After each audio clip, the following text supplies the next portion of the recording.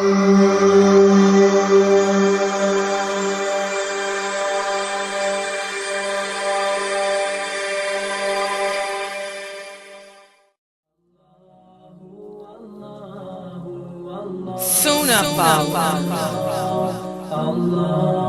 protectors of the Sunnah.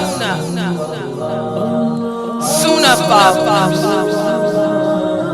protectors of the Sunnah.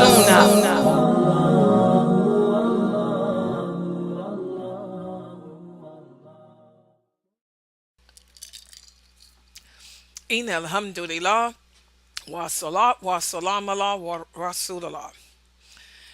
We only have one more class left on this topic of establishing Khushoo during the prayer.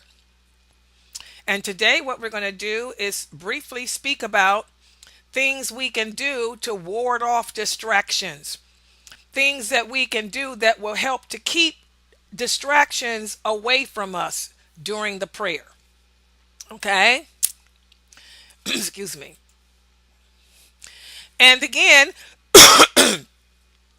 these are things, some of the things we're going to mention are things you can do before the prayer. We already talked about how saying Bismillah before you make wudu, reciting the Shahada after the wudu, brushing the teeth are things you can do before the wudu to help prepare you for Khushuu. Well, also removing things from the praying area that can affect your concentration. And I hope Brother Muhammad hears this lecture, because Brother Muhammad was telling us yesterday how he has a very hard time with being distracted. And I told him, well, welcome to the world of being a human. You're no different than the Prophet Muhammad. None of us are perfect. None of us are going to have the perfect Khushuu all the time. Sometimes it's going to be there and sometimes it's not. Sometimes it might be strong and it'll break as you keep on praying. And here's an example. Aisha, the wife of the Prophet, she had a decorated, colorful curtain that she used to cover the side of her house. One day the Prophet came to her and said, remove it, because its decorations keep distracting me while I am praying. So here you can see even our prophet had to fight against distractions while praying. So what she did was she took it and removed it and she cut it up and made pillows out of it for him to sit on. Okay, so there's an example that each and every one of us, will have a hard time developing our Khushuu. We can become easily distracted. Colors, things like that, bright things in the room. I had one sister tell me, Sister Laila, in my praying room, I have an aquarium. And she said the fish in the aquarium were distracting me. So I removed it. I said, that's a good thing to do, because why would you have an aquarium in the direction of your Qibla if you're busy looking at the fish as they move around? So you move it. So this can be a good way to keep distractions away from you by removing things from the praying area that can affect your concentration. Also, another example. One day the Prophet ﷺ went to the Kaaba to pray, and he saw 2 horn rams hanging up on a wall. And he told one of the companions, I forgot to tell you to cover those horns, because there should not be anything in the house of Allah to distract the worshiper. Some people could have been distracted by looking at those horns hanging up on the wall. So if you got pictures or colorful things hanging up on the wall, or things that may distract you hanging up on the walls in your praying niche, remove them. So that way your concentration, won't be so easily broken. Also, another thing to do, avoid praying in places where people pass through. Or avoid praying in a place where there is a lot of noise or people talking. For example, you're praying at home. If you're a woman, don't pray where the TV is playing. If the kids are playing Xbox or the TV is playing, it might distract you. Go into your bedroom and close the door. Okay?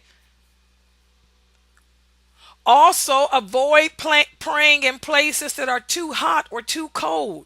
Because what that's going to do is make you stand there thinking about, oh my God, I can't wait to hurry up and finish praying so I can get out of this hot room or out of this cold room. So you want to find a place that people are not, or a place that has does not have a lot of noise, or that's not too cold or too hot, so that way it won't impact your concentration. And this is also, remember the other day when I first started this lecture, I played for you guys an excerpt from a very, very, very famous female woman who people think is a scholar. And I didn't give her name, but you all recognize her voice because she travels all over the mosques, all over the world, giving lectures on Islam. People call her a sheikha. And what did she tell y'all? She said that your Khushoo disappears the later or the more you delay the prayer. She said if you pray the prayer as soon as the adhan is called, you have the perfect Khushuu. She said, but the closer to the next prayer you wait, the less Khushuu you have. And remember, I told you what she said was wrong. In fact, here's the proof that she's crazy. Because I guess our prophet didn't have no Khushuu. We have the hadith whereas the Prophet sallallahu alaihi wasallam, he used to delay praying the dhuhr prayer in summer until the hottest part of the day was over. He would wait until later on before Asr came in to pray dhuhr because he didn't want the heat to distract anyone. So listening to her, I guess that meant that the prophet didn't have Khushuu in the summertime, because he delayed dhuhr every day in the summer. This is a known fact. Because praying in heat prevents you from concentrating. So this is why the Prophet sallallahu alaihi wasallam told us to delay the prayer until the heat has lessened. So that way you can focus without being distracted from the heat. Okay, so that's why I tell you guys, be careful of these famous speakers y'all listen to. Just because a person is famous and popular and travels around the world and makes videos and all that doesn't make them no scholar. The true scholars of Islam are few. It's not that many around, guys. And a true scholar of Islam would never make a statement like that without providing clear evidence to support what he or she has said. Okay, so be careful of these famous speakers.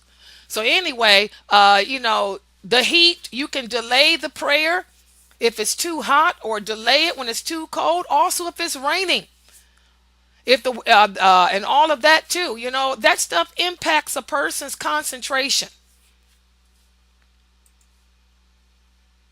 Also, another thing that you can do to help keep away the distractions when you pray is to make sure that you're not praying in clothing that has decorations that may distract you. And here's the other hadith that I told Brother Muhammad about yesterday. The Prophet sallallahu alaihi wasallam stood up to pray. He was wearing a checkered shirt.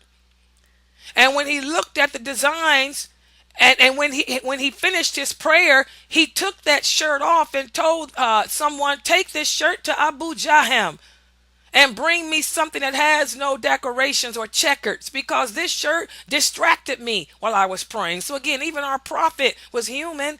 He was distracted by that shirt. He was distracted by that curtain before. So again, it's not haram to pray with a garment that has designs on it. But if the designs are going to distract you, throw on something that doesn't distract you. And everybody is different. What distracts me may not distract you, and vice versa. Also, another thing to do to ward off distractions is, if the food is ready, eat first and pray afterwards. And we go through this every Ramadan. You want to make maghrib first and then eat afterwards. No. The Prophet sallallahu alaihi wasallam said, do not pray when the food is ready. If the food is ready and the time for maghrib is there, eat first. And do not rush to finish your meal. Why? Because you don't want to be standing there thinking about, oh my God, that chicken smells so good. Oh my God, I can't wait to eat. You go down and do ruku. Oh my God, I smell it. Oh my God. So again, eat first and pray afterwards. Also, another hadith, the Prophet sallallahu alaihi wasallam said, if dinner has been put out and the iqamat has been given for the prayer, eat your dinner first and do not rush to finish it. Take your time and eat, and then pray afterwards. And that's more proof, guys, that delaying the prayer does not impact your Khushuu. Do y'all see how that statement that sister made in her lecture was incorrect? Because you can see during the month of Ramadan, the Prophet would delay making Maghrib until after the people had eaten. Okay? And so that does not break or diminish your Khushuu. I don't know where these Muslims who are famous, who many of you think are scholars, where they get their information from, especially since they never quote hadiths to support what they say. I guess their teachers teach them that. I don't know. And their teachers are not scholars either. I don't know. Okay. Also, guys, just like you don't want to put off the food, you don't want to put off using the bathroom either. How many people say, oh, I don't want to break my wudu? So you go and hold that wudu, and while you're praying, you're thinking about, hold it, hurry up. I don't want to break my wudu. This is why the prophet said, use the bathroom first and then make your prayer. Because you don't want to stand there thinking about how you're trying to hold it. In fact, the prophet said, if any one of you needs to go to the toilet and the prayer has begun, go to the toilet first. Also, in another hadith, the Prophet sallallahu alaihi wasallam said, there is no prayer when the food is ready, or if a person is holding the urge to expel his waste. So in other words, eat first and then pray. Use the bathroom first and then pray. And that does not impact or diminish your Khushuu. Okay? Finally, just like with food, just like with using the bathroom, what if you're too sleepy? As long, again, each prayer begins when the adhan is called for it, and that prayer does not end until the adhan for the next one is called, except for Fajr. Fajr ends at sunrise. So say, for example, a person like me, I work third shift. I get off from work. Say, for example, I get off from work. I work a double. And I get off from work. It's time for dhuhr, but I'm so sleepy. It's 1 o'clock, time for dhuhr. I work till 1. Asr doesn't come in until 6. Do I have to go ahead and just pray the dhuhr? I'm too sleepy. I'm not going to concentrate in my prayer. So you can go to sleep first. Because I have all that time. As long as I set my clock to wake up before the adhan for 6 o'clock is called for dhuhr. For asr. Do you guys understand? So again, delaying the prayer for reasons such as eating and using the bathroom and sleep does not diminish your Khushuu. In fact, the prophet said, if any of you feels sleepy when he is praying, he should sleep until he is rested enough to know what he's saying. So again, a person like me who works third shift and they have me work over, I don't get off until 12 o'clock, and I get home, it's time for dhuhr, but I'm too sleepy to even know what I'm saying. I'm going to go ahead and go to sleep and wake up in enough time to make dhuhr before it's time for asr. Does everybody understand that? Again, Islam is easy. It's just that we make it so hard for ourselves because we don't know our religion. We're busy listening to these famous people speak about Islam. When these famous people, 90% of them don't know what the heck they're talking about. And they're telling us things about Islam that's not true. That's why you guys need to find a real teacher, a real bona fide, qualified teacher who's going to sit down with you and teach you the basics of this deen, who's going to quiz you, give you quizzes, give you exams like I do. Know your strengths, know your weaknesses, push you to where you need to be pushed, encourage you where you need to be encouraged, admonish you where you need to be admonished. That's what a teacher does. Instead of listening to these famous people who you don't know talk about Islam on the internet. So thus, these are precautions that we can take to ward off distractions that can affect the prayer.